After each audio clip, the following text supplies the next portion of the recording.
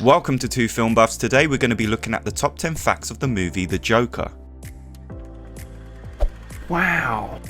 Jared Leto wasn't happy with Phillips' project. In the early stages of Todd Phillips' The Joker, sources claim that Jared Leto, the former Joker, allegedly attempted to halt production by involving his music manager in contacting Warner Bros.' parent company. Leto reportedly felt sidelined by Warner Bros. After they greenlit Phillips' project. Despite Leto's discontent, his representative stated he is currently collaborating with Warner Bros. On other projects. Sources suggest Leto may not reprise his role as the Joker, particularly following Joaquin Phoenix's acclaimed performance, which could mark the conclusion of Leto's tenure as the character. Martin Scorsese was originally involved with the film. Scorsese was initially listed as a producer for The Joker, but later dropped the credit with his specific contributions remaining unknown. There were speculations about him potentially directing before Todd Phillips took the helm. His involvement in The Joker was primarily due to the need for a New York-based producer. Despite not being directly involved, Phillips cited Scorsese's earlier work as a significant inspiration for the film. Before the film hit the cinemas, there were fears it would incite violence. Leading up to the release of The Joker, concerns about potential violence prompted increased police presence in New York City and Los Angeles theaters. While no credible threats emerged, the LAPD reassured the public of heightened vigilance. One theater in Huntington Beach closed due to a perceived threat, but resumed operations without incident. Director Todd Phillips defended the film's portrayal of violence, arguing it aimed to highlight real-world consequences.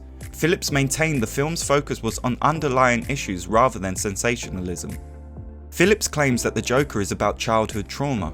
Phillips realised that the concerns over The Joker inciting widespread violence overlooked the deeper themes he tried to convey. He explained that the film delved into themes of childhood trauma and the loss of empathy, giving us viewers a somewhat reliable origin to Arthur Fleck. The iconic staircase scene in the Bronx, where Arthur dances as the Joker, has become a popular spot for visitors since the film's release.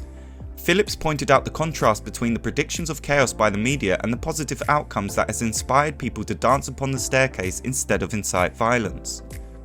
Todd Phillips only envisioned Joaquin Phoenix for the role. Phoenix embodied chaos, a vital quality for the role, Phillips remarked, humorously likening the actor to the tunnel at the end of the light.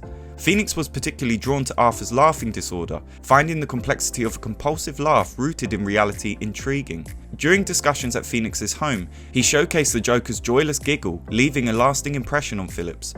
After months of deliberation, Phoenix unexpectedly attended a wardrobe fitting, signalling his commitment to the role without explicitly saying yes. There might be something concrete in the family connection to Arthur and the Waynes. Brett Cullen, who portrays Thomas Wayne in The Joker, was surprised by the potential connection between Arthur and the Wayne family. The film suggests Thomas Wayne could be Arthur's father due to his mother Penny's claims, but her unreliable nature leaves the true relationship uncertain.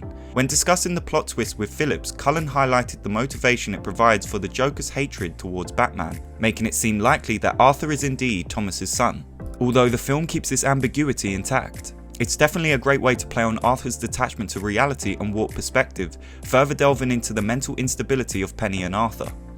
Working with Phillips and Phoenix was intense. Cullen described the atmosphere on set with Phoenix and Phillips as electric, with everyone focused and constantly working. Phoenix remained fully in character as the Joker, impressively embodying the role's physical and mental demands. Scenes were shot in various ways to find the right tone.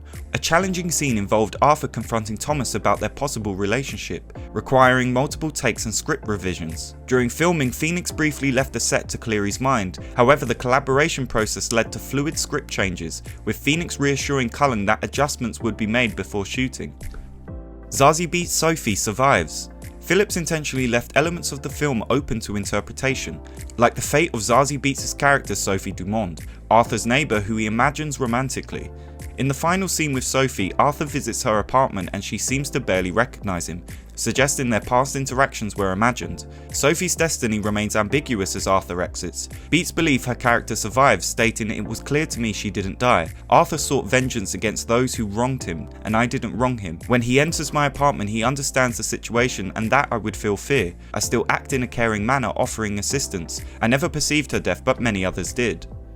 Warner Brothers wanted Leo DiCaprio to play Arthur. As we know, Warner Brothers sought Martin Scorsese to direct or produce the Joker, but they also envisioned Leonardo DiCaprio as Arthur Fleck and Robert De Niro as Murray Franklin. However, when Scorsese withdrew to direct The Irishman, the hope of getting Leo started to dwindle.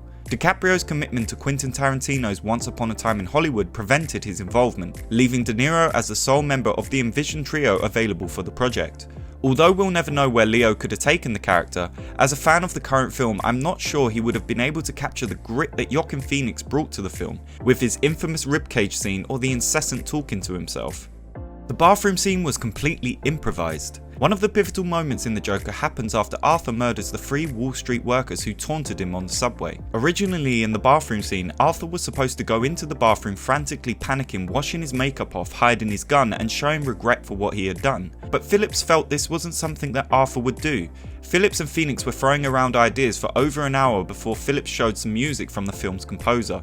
It was just Phillips and Phoenix alone in the bathroom whilst 250 people from the crew waited outside. Phoenix started to dance and like a moment of magic they both looked at each other and knew this was the scene. Phillips always opted for the idea that Arthur is just one of those people who has music inside of him, so song and dance became a theme in the film. So the bathroom scene became a pivotal moment to developing Arthur into becoming the Joker. And that's our 10 facts for the Joker. If you learned something in the video, please drop a like and subscribe to the channel, and thank you for watching. We will see you next time.